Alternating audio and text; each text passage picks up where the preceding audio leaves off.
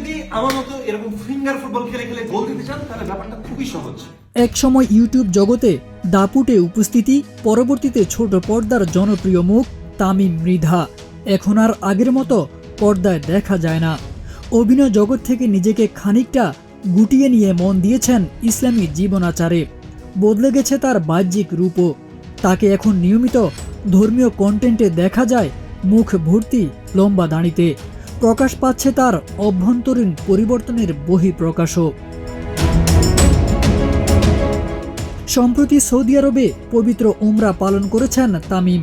সামাজিক মাধ্যমে তিনি পবিত্র কাবা ঘরের সামনে তোলা একটি ছবি শেয়ার করেন, যেখানে তাকে শান্ত ও ভাবগম্ভীর পরিবেশে দাঁড়িয়ে থাকতে দেখা যায়। তিনি লিখেন, অনেকে জানতে চায় এখন আমার রিজিকের অবস্থা কেমন। আমি ভাবি রিজিক আসলে কি? ঘুম, চিন্তা, কথা বলা, হাঁটা, শান্তি, সন্তুষ্টি, এই সবই তো রিজিক। আমি আমার প্রিয় স্থানে এই নিয়ত নিয়েই এসেছি আল্লাহকে এবং নিজেকে সন্তুষ্ট করতে।